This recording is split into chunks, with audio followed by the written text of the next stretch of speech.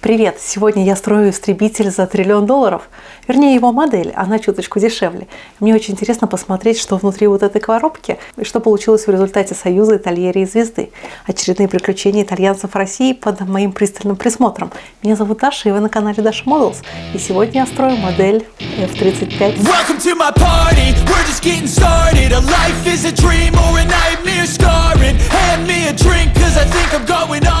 И давайте начнем с обзора коробки американского истребителя 5-го поколения.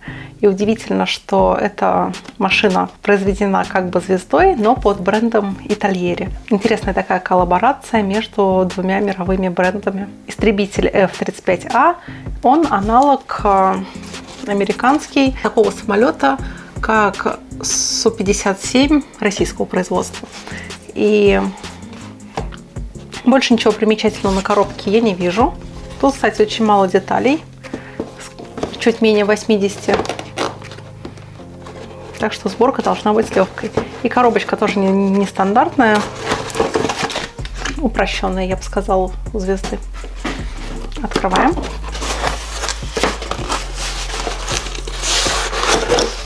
И все по классике. Инструкция. Инструкция на русском языке. Но она тоже немножко нестандартная, так как виды тут представлены не схемами, а какими-то 3D-моделями.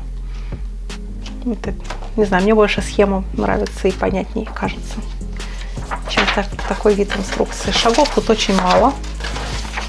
Их всего 12, что говорит о легкости этой модели. И также цветной вкладыш с разными вариантами окраски. А так как этот самолет производства США, то он стоит на вооружении очень многих стран НАТО, таких как Израиль, Италия, вот итальянский вариант, ну и много-много разных вариантов разных стран. США также, вариант Нидерландов, ну и Австралии даже. А купить модели американских и не только самолетов можно в магазине «Модельная лавка». Быстрая доставка разными курьерскими службами и постоянные скидки делают этот магазин одним из самых привлекательных для моделистов.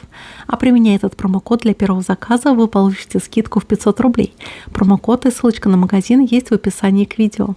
И благодаря вот этой декали мы можем воспроизвести один из образцов этого самолета для определенной страны.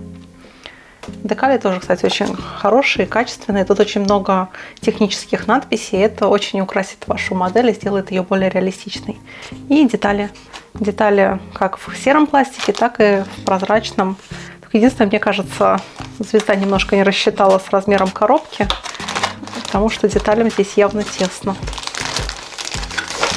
Приступаем к сборке. Теперь, когда все детали готовы, мы можем приступать к склеиванию. И сначала надо примерить эту деталь в соответствии со схемой. Я понимаю, что она вот так встает.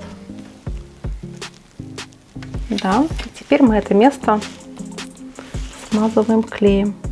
Приклеилось. Модельный клей действует немножко интересно. Он как бы расплавляет две поверхности и склеивает. То есть получается как будто микросварка такая. Займемся следующим шагом. Мне нужна вторая половина фюзеляжа. И я установлю кабину, так, вверх ногами ее. И также я установлю двигатель. Тоже довольно просто. Он собирается из двух половин. И также сопло и сам мотор. Так, и теперь я в соответствующее отверстие вставляю вот эти вот пазики. Добавим сначала клей. И установим. После начала работы над новой моделью от фирмы «Звезда» мне захотелось чуточку больше узнать о прототипе. А поскольку в авиации, а тем более в современной, я не спец, мне было интересно узнать некоторые факты об этой машине и заодно и рассказать их и вам. А видео о самолете F-35 можно смело озаглавить как «Истребитель за $1 триллион». И согласитесь, название отдает духом детектива, скандалов, интриг и расследований. И при взгляде на этот самолет обыватель может увидеть некоторые знакомые черты. И действительно концептуально и по некоторым техническим решениям он очень близок к нашему Су-57. И оба эти самолета принадлежат 5-му поколению боевой авиации. И футуристичные обводы фюзеляжа помогают обоим машинам быть чуточку менее радиозаметными. Но помимо техники, интересная и политическая концепция этого самолета. Предполагается перевооружить этой машиной чуть ли не все НАТО. Тем более некоторые страны вложились в разработку истребителя, а деньги там вбуханы не такие уж и маленькие. Так что хочешь не хочешь, а условные голландцы будут вынуждены летать на этих машинах. Изначально F-35 предполагался как универсальная боевая единица. Этот самолет пойдет на вооружение американским ВВС и морской пехоты. Это в Америке независимый отдельный вид войск со своей номенклатурой оружия. И также для флота. Также предусматривается версия с почти вертикальным взлетом. И интересен механизм такого взлета. Если другие аналогичные машины используют управляемые сопла, то F-35 применяет вентилятор для создания подъемной силы. А сам же вентилятор располагается примерно посередине фюзеляжа. А теперь я перехожу к соединению двух частей фюзеляжа самолета. Это выглядит вот так. Теперь я перехожу к следующему шагу. Тут, обратите внимание, есть подсборки. Я их уже заранее подсобрала. И теперь устанавливаю эти детали на свое место. И начну я с, наверное, вот этих вот стабилизаторов. Смазываем клеем и устанавливаем. А также я установлю хвостовое оперение.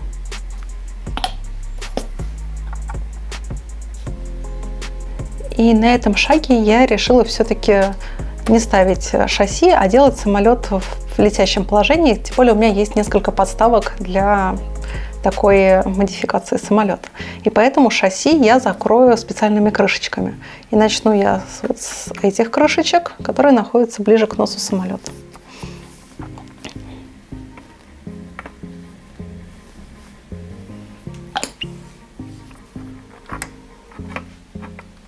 А теперь я ставлю крышечки точнее створки бомболюка.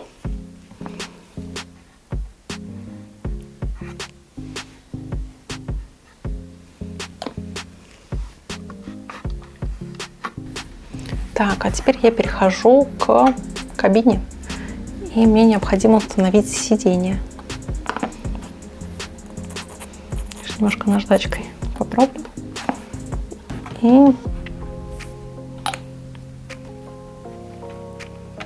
И вот такой самолет у меня получился в таком боевом положении. Прозрачные детали я пока не приклеиваю, так как все-таки я буду его красить. И красить эти детали хочу отдельно. F-35 современная и довольно скандальная боевая машина. И поэтому новостей о ней предостаточно. Например, F-35 оказался самым сексистским самолетом. Благодаря конструкции его шлема он создает слишком тяжелые нагрузки на шейные позвонки. И подавляющее большинство женщин не смогут управлять этой машиной. А также любопытно наблюдать, как США распределяют обязанности между своими равноправными партнерами. До некоторого времени центральная часть фюзеляжа F-35 изготавливалась в Турции. Но совсем недавно боссы решили перенести производство из Турции в Германию. И это исключительно по экономическим соображениям. Ну, конечно. Ура! Начинаем окраску легенды, и как в случае с моими прошлыми моделями, я продолжаю экспериментировать с последовательностью окраски. Этот самолет я буду красить без грунта. Это риск, но производитель красок Gemscale нас уверяет, что краска отлично держится на пластике и без грунта. И это очень смелое заявление, но проверять я его, конечно же, буду. Модель от АВД с их металлическими кабинами и нестандартным для моделизма АБС-пластиком я настоятельно рекомендую грунтовать. С обычным же пластиком все не так однозначно. На первый взгляд так оно и есть, краска отлично держится без грунта. Но при последующих манипуляциях с моделью я повредила в нескольких местах слой краски, и он стерся до голого пластика. Так что я очень рекомендую пользоваться грунтом, даже при работе с красками от Gemscale. И, кстати, у них совсем недавно вышла линейка грунтов. А сам летак я крашу при помощи цветовой модуляции настолько, насколько мне помогает мой скилл. Вначале я нанесла темный цвет на те места, где, мне кажется, должны быть тени. Хотя в авиации я немного слаба, но, думаю, эксперты в комментариях подскажут мне, правильно ли я это сделала. Но это не точно. А потом я покрою модель серой краской из аэрографа. Я использую аэрограф от фирмы Machete 1020. Это китайский аэрограф, и у него безрезьбовое сопло. Да и вообще, мне кажется, это один из лучших аэрографов в бюджетном сегменте. А поверх базового слоя я немножко пройдусь светло-серой краской, чтобы сделать самолет чуточку объемней. И настало время ручных работ, а поработать тут есть где. Если вы повнимательнее посмотрите на схему окраски, то заметите, что у самолета очень много светло-серых полос. Конечно, окраску можно произвести при помощи масок и скотча, но поскольку эти линии на самолете выполнены выпуклыми, то и окраску я сделаю кистью. И да, это довольно сложный и долгий процесс, но результат вышел вполне адекватный. Я думаю, что также долго было бы заклеивать эти полосы скотчем. Любопытная история появления этой модели на полках магазинов. F-35, как и модель танка «Леопард», не была анонсирована в каталоге на 2023 год, и новинка стала сюрпризом для сообщества моделистов. И тут возникает вопрос: зачем? Неужели так Итальери избегает санкций, чтобы попасть на вожделенный российский рынок? Или же звезда таким образом расширяет ассортимент и присутствие своих моделей в магазинах? Но в любом случае оригинальную модель от Итальери довольно сложно найти.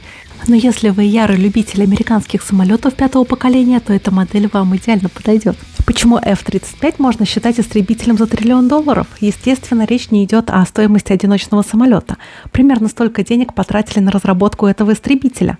И начнем с того, что труд американского инженера стоит несколько дороже своих коллег из стран бывшего СССР, и не говоря уже об азиатских инженерах. Также программа F-35 растянулась на несколько десятков лет, начиная от проработки эскиза до первых серийных образцов. На стоимость не лучшим образом сказалось желание командования сделать самолет как можно более универсальным. Но мы же понимаем, что невозможно получить некоторый функционал бесплатно, за все надо платить. И вот американцы решили залить программу создания F-35 деньгами. На данный момент произведено около 500 самолетов для США и около 200 для армий других стран. Еще около 600 находятся в процессе производства. А 1 час полета F-35 стоимостью в среднем $90 миллионов стоит американскому бюджету около $35 тысяч. В итоге одномоторный истребитель, который должен был стать массовой машиной, превратился в самую дорогую программу вооружений в истории США. Ну а некоторые детали, которые нужно окрасить в светло-серый цвет, я все-таки покрашу при помощи аэрографа, но перед этим я защищу предыдущий слой краски малярным скотчем. Кстати, краски Gem Scale неплохо держатся при использовании скотча. По крайней мере, пока у меня не возникало необходимости что-то подкрашивать после удаления этого скотча. Ну и, собственно, я тем же светло-серым оттенком окрашу те места, которые оставила после нанесения скотча. Ну и самый волнительный момент – это удаление скотча. И тут может быть два результата. Либо все хорошо, и я кайфую от результата, либо же я увижу недочеты, которые надо будет ликвидировать. А пока я убираю скотч, я хочу вам порекомендовать подписаться на меня на платформе Дзен. Там видео выходит несколько раньше, чем тут, а еще на Дзене регулярно выходят посты и статьи о моделизме и о истории техники. Также я советую подписаться на мою группу ВК, где выходит контент, которого нет на YouTube и на Дзене. А чтобы не пропустить новые видео и посты, подписывайся и на мой канал в Телеграме. Все ссылочки на ресурсы есть в описании к видео. Я покрыла модель боевого летака глянцевым лаком, и теперь я могу заняться нанесением смывки. При помощи смывки я выделю рельеф и заодно сделаю линии, которые рисовала ранее, чуточку растушеванными, чтобы не было заметно неточностей моих движений кистью. Смывка – это жидкая масляная краска преимущественно темных цветов, и она отлично заполняет щели и углубления модели, делая внешний вид самолета более естественным, а удаляю я излишки смывки тряпочкой, смоченной в White Spirit.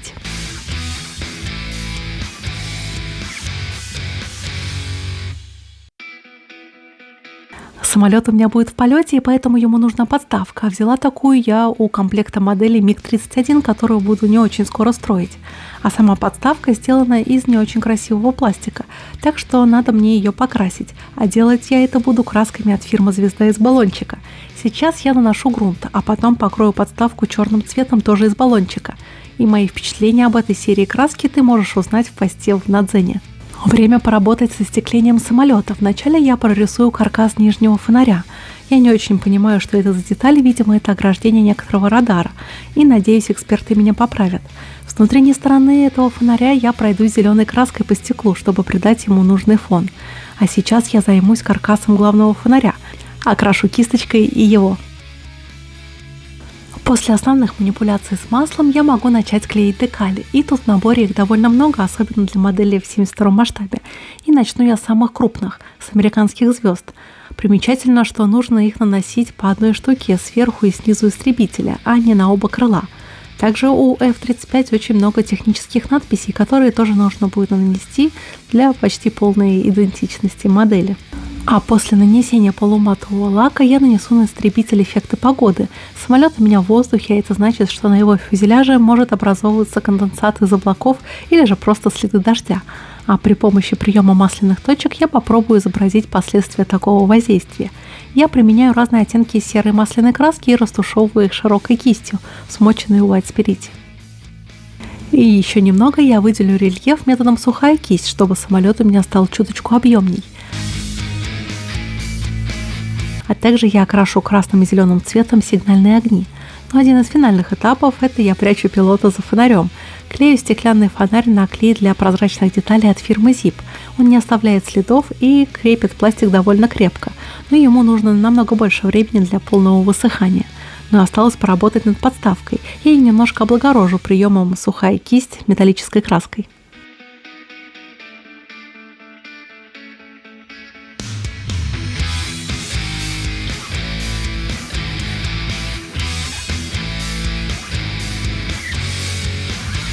И вот такой самолет у меня получился. И надеюсь, вам понравился этот видеоурок, и вы подчеркнули для себя что-то новенькое. До новых встреч. Пока-пока.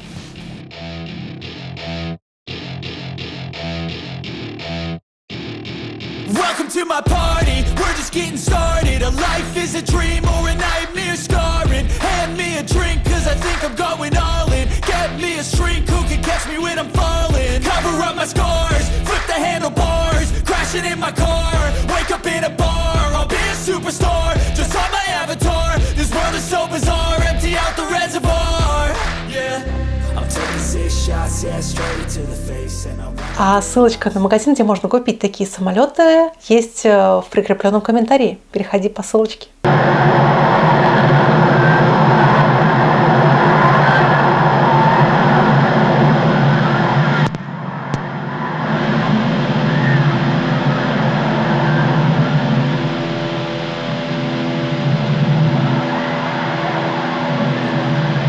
Oh, he just crashed. Oh, shit.